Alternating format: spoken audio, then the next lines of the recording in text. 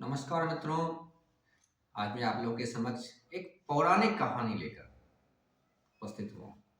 आप लोगों ने कन्याकुमारी का नाम अवश्य सुना होगा। दक्षिण भारत में पड़ता है और कन्याकुमारी का नाम कन्याकुमारी क्यों पड़ा, इसके पीछे की कहानी आज मैं आप लोगों के समक्ष रखता हूँ। एक बार की बात है, वानासुर नाम का एक राक्षस हुआ करता था जो कि देवताओं को बहुत परेशान किया करता था। और इस प्रकार की जानकारी थी देवताओं में कि इसका वध कोई कुमारी कन्या ही कर सकती है और कोई नहीं कर सकता। दक्षिण में एक वैसी कन्या हुई थी और वो कन्या को भगवान शिव से प्रेम हो गया था। इसके लिए उसने बड़ी कठोर तपस्या की। जब भगवान शिव को इस बात की जानकारी हुई तो भगवान शिव उनसे शादी करने के लिए चल पड़े कैलाश से।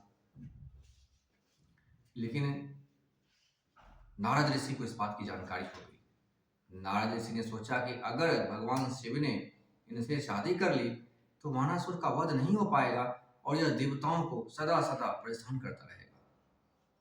तभी उन्होंने यह बात जानकर देवताओं को बतलाई और तब देवताओं ने एक योजना बनाई कि इनका जो मुहूर्त है शादी का मुहूर्त की गलत जानकारी इन्हें पहले दे दी जाए ताकि ये रास्ते से लौट जाए। ऐसा ही उन्होंने किया। जब भगवान शिव नंदी पर सवार होकर दक्षिण भारत की तरफ रवाना हो रहे थे तो मध्य रात्रि में ही मुर्गे के बोलने की आवाज निकलवा दी देवताओं ने, ताकि उन्हें इस बात का भ्रम हो जाए कि सुबह हो गया और अब शादी का मुहूर्त बीत गया और अब शादी नहीं हो सकती। वैसा ही हुआ। जब भगवान शिव करीब करीब दक्षिण भारत पहुंचने वाले थे, वलिंगरी माउंटेन के पास जब उनकी नंदी पहुंचे लेकर उन्हें, तब मुर्गे की आवाज निकाल दी। आवाज यद्यपि भगवान शिव सही समय पर ही पहुंचने वाले थे, लेकिन जैसे मुर्गे की आवाज है वही बड़े ही आहत हो गए। ओह, मैं समय से नहीं पहुंच पाया। और उस स्त्री ने यह प्रण किया था कि अगर वो ना आए तो हम यहीं प्राण त्याग देंगे, खड़े खड़े प्राण त्याग देंगे।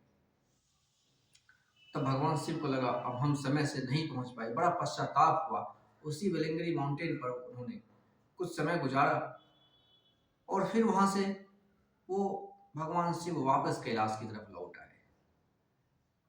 लेकिन हुआ यह कि वह स्त्री शादी नहीं हो पाई। उसके बाद वानासुर ने शादी का प्रस्ताव रखा। वानासुर से उन्होंने शर्त रखी कि तुम अगर युद्ध में मुझे पराजित कर दोगे तो मैं तुमसे शादी कर लूंगी। वानासुर में और उस कन्याकुमारी में युद्ध हुआ और वानासुर का वध हुआ, जैसे कि योजना देवताओं के द्वारा पूर्व भी बनाई गई थी। लेकिन वह कन्याकुमारी ने किसी से शादी नहीं करी, आजीवन कुमारी ही रह गई, क्योंकि वह शिव से प्यार करती थी और किसी और की तो वो हो ही नहीं सकती थी। जिसने शिव को चाहा हो वो किसी और की कैसे हो सकती है। उन्हीं के नाम पर आज कन्याकुमारी का नाम पड़ा है उस स्थान का, और कन्याकुमारी की प्रतिमा है वहाँ पर। दर्शनीय स्थल है, हम लोग को जाकर देखना चाहिए। आशा करता हूँ मित्रों कन्याकुमारी के स्थान के नाम के पीछे की कहानी आप लोग को अच्छी लगी होगी। कहानी पसंद आए चैनल को सब्सक्राइब करें, लाइक करें और अपने मित्रों के साथ शेयर करें। बहुत बहुत धन्यवाद।